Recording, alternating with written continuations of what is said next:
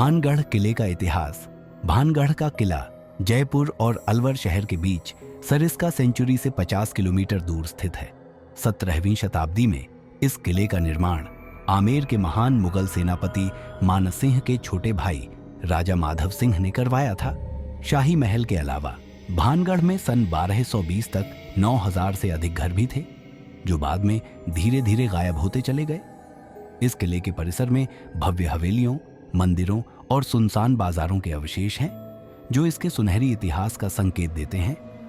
यह किला अपने शांत वातावरण, सुरम्य अरावली पर्वत और खूबसूरत वास्तुकला की वजह से पर्यटन की भारी संख्या को आकर्षित करता है। शाम के समय जाना मना। अपनी खूबसूरती के अलावा यह किला अपने रहस्यों के लिए भी काफी मशहूर है। ये भारत की सबसे ज्यादा हॉन्टेड प्लेस में से भी एक है। यही वजह है कि सूरज ढलने के बाद किसी भी टूरिस्ट को इस किले में जाने नहीं दिया जाता। ऐसा माना जाता है कि यहाँ पैरानॉर्मल एक्टिविटी होती है। किले में मौजूद नेगेटिव एनर्जी की वजह से कोई भी यात्री शाम के बाद न तो यहाँ प्रवेश करता है और न ही किले के अंदर घूमता है। क्या है भानगढ़ किले की कहानी? इस किले को लेकर कई तरह मान्यताएं हैं। पहली मान्यता बाबा बलाउनाथ नाम के एक साधु से जुड़ी है। ऐसा माना जाता है कि जिस जगह पर इस किले का निर्माण किया गया है वह इन्हीं साधु की थी। ऐसे में साधु ने किला बनाने की अनुमति इस शर्त पर दी थी कि किला या उसके भीतर की कोई भी इमारत उनके घर से ऊंची नहीं होनी चाहिए। अगर किसी संरचना की छाया उनके घर पर पड़ी तो यह किला नष्ट हो जाएगा। कहा जाता है कि माधो सिंह के पोते अजब सिंह ने इस चेतावनी को नजरअंदाज कर किले की ऊंचाई बहुत बढ़ा दी, जिसके परिणाम स्वरूप साधु के घर पर छाया पड़ी और शहर नष्ट हो गया। राजकुमारी रत्नावती से भी जुड़े हैं तार। इस किले के हॉन्टेड होने की कहानी यहाँ की राजकुमारी रत्नावती से जुड़ी है। कहा जाता है कि राजकुमारी बहुत सुंदर थी, जिसकी वजह से काले जादू में माहिर एक जादूगर को राजकुमारी से प्यार हो गया।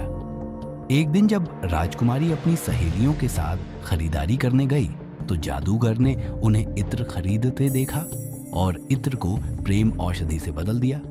हालांकि राजकुमारी को जादूगर की चाल का पता चल गया और उसने औषधि को पास के एक पत्थर पर फेंक दिया। इसके परिणाम स्वरूप चट्टान जादूगर की ओर लुढ़की और चट्टान से कुचलकर उसकी मौत हो गई। हालांकि मरने से पहले जादूगर ने शहर को श्राप दिया और कहा कि यह जल्द ही नष्ट हो जाएगा और कोई भी इसके परिसर में नहीं रह पाएगा। बाद में मुगल सेना ने राज्य पर हमला कर कब्जा कर लिया और राजकुमारी रत्नावती सहित किले के सभी निवासियों को मार डाला। क्यों भूतिया कहलाता है किला? लोगों का ऐसा मानना है कि भानगढ़ के घरों की दीवारों के पास कान लगाने पर आपको आत्माओं की आवाज सुनाई देगी। इसके अलावा स्थानीय लोगों का यह भी मानना है कि अक्सर किले से किसी औरत के चिल्लाने, चूड़ियां तोड़ने और रोने की आवाज भी सुनाई देती है। वहीं दिन के समय इस किले में जाने वाले कुछ लोगों का कहना है कि किले में उन्हें ऐसा महसूस हुआ जैसे कोई उनका पीछा कर रहा है। कैसे पहुंचे भानगढ़ किला? अपनी हॉन्टेड कहानियों के बावजूद यह किला पर्यटकों के बीच काफी मशहूर है। आप यहाँ दिन में कभी भी जा सकते हैं। यहाँ पहुँचने के लिए नज़दीकी एयरपोर्ट जयपुर में है, जहाँ से आपको भानगढ़ के लिए करीब 80 किलोमीटर की दूरी तय करनी होगी। आप यह यात्रा टूरिस्ट टैक्सी या बस के जरिए पूरी कर सकते हैं।